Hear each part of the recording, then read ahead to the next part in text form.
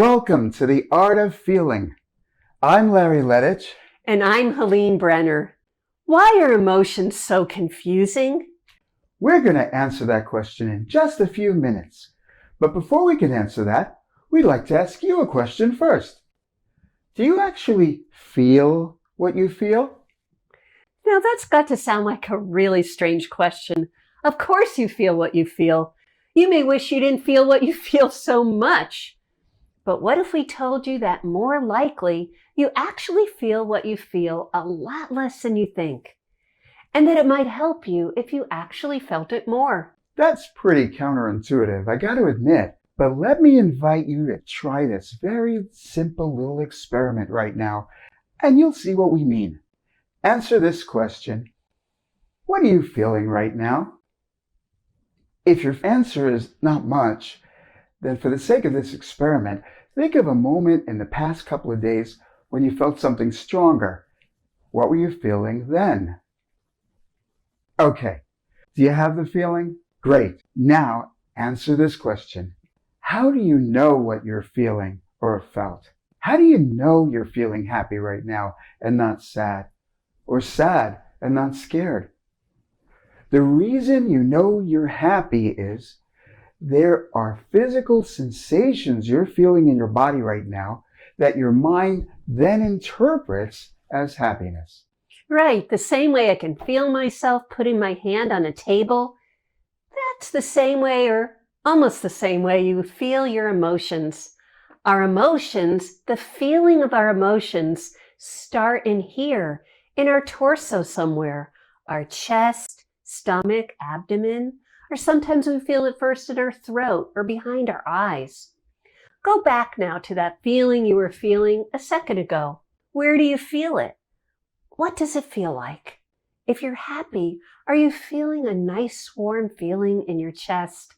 If you're anxious, are you feeling a tightness right here? What's it like to feel that? One last question for you. When was the last time you took more than 30 seconds to notice what your feelings actually feel like? Now, why does all this matter? It has to do with the peculiar way we humans have evolved to experience our emotions. Basically, we're the only creatures on Earth who mostly think our emotions instead of feel them. And that's a big reason why we make such a mess of them. Let me explain. The neural system that creates our emotions is very, very old. It evolved a couple of 100 million years ago. The same neural structures, the same hormones and neurotransmitters that produce feelings in your dog or in a chimpanzee produce feelings in you. Feelings, having feelings, does the same for animals, especially mammals, as it does for us. It gets them to move toward what helps them survive and thrive and away from what can hurt them. It gets them to bond and cooperate sometimes, and other times to fight and defend themselves. The difference is animals don't have words for what they feel. They don't think about what they feel. They don't sit around and analyze them for hours. They just feel what they feel and act from them. You know, of course, we too have moments when we just feel. For instance, if a person gets scared enough, they just scream. They're not thinking, maybe if I scream, someone will help me. The scream just comes out of them. But most of the time, we think about what we feel. And the trouble is, evolutionarily speaking, all this thinking that we do about our feelings started happening just yesterday. You see, we modern human beings came along only 250,000 years ago. It's a blink of an eye. And the evidence suggests that our ability to think and speak in modern human language came even later, less than 100,000 years ago. And of course, nothing's been the same since. Once we started thinking and talking and communicating like that, we began taking over the entire world. For better or worse for the earth. Of course, yes. And this glitchy, problematic beta version of a thinking brain of ours has taken over our conscious mind.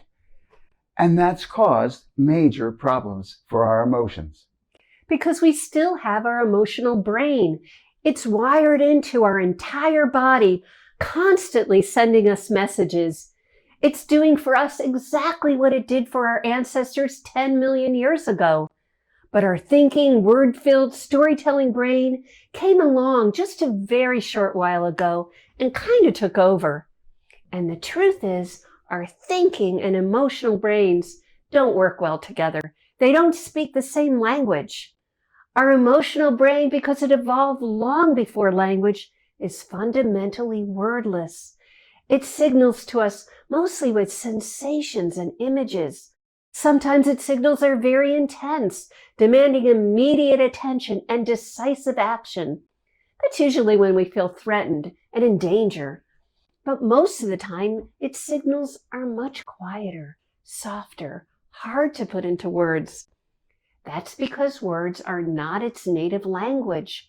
The signals we get from our emotions are more like music. That's why movies have soundtracks.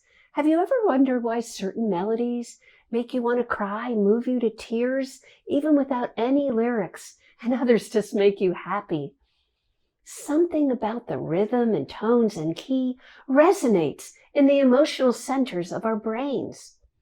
That's what makes our emotions so confusing. Our thinking brain doesn't always do a good job of receiving what our emotional brain is communicating, and it doesn't know what to do with it. Our thinking brain reacts quickly and jumps to conclusions. It starts telling stories about why we feel the way we do, and we block out what our actual feeling is. Yes.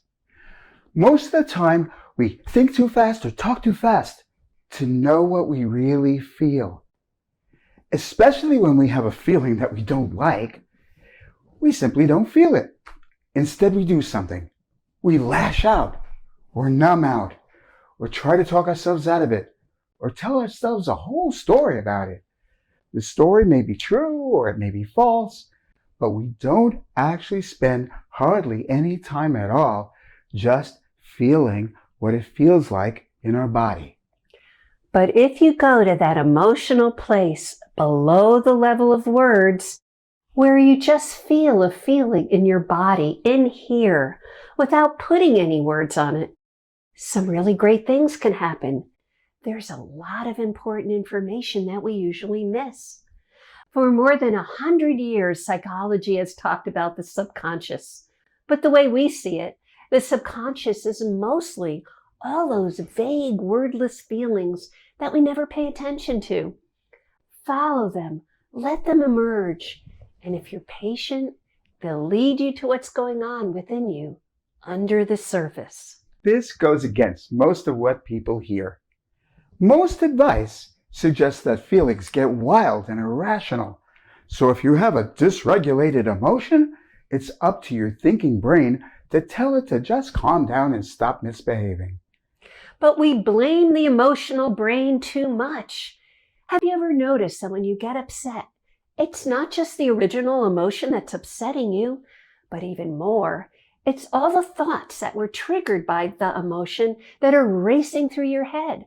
We're not saying you can just follow whatever emotional reaction you're having. You do have to use your thinking brain, but not in the way you think. Instead of telling your emotional brain that it's just wrong, ask yourself, what's going on inside me? What am I feeling in here? Pause for a minute.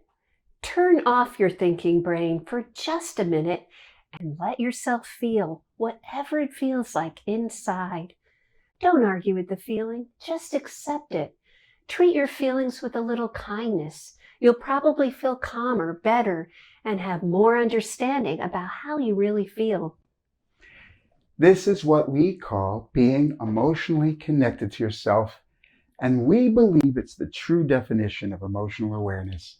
It's softer, kinder, and more compassionate than what we usually do with our distressing feelings, and it's way more effective. It leads to reconciling and resolving conflicting thoughts and feelings. Now, this isn't an easy thing to do at first. It doesn't come naturally for most people in the beginning. It's a lot easier if you can find someone to try it with. Instead of the usual way you talk about feelings, going through the whole story and analyzing them and thinking them to death, say, I'd like to just notice what I really feel inside. In future blog posts and videos, we'll explain a whole lot more about how to do this. The takeaway is this. The next time you're wondering why you feel the way you feel, don't try to figure it out with your head. Pay close attention to those bodily feelings. Let them emerge and develop, and let them tell you what's going on. Let your thinking and feeling brains work together as partners, neither one dominating the other. Like a good marriage. Yeah. Thank you for watching The Art of Feeling.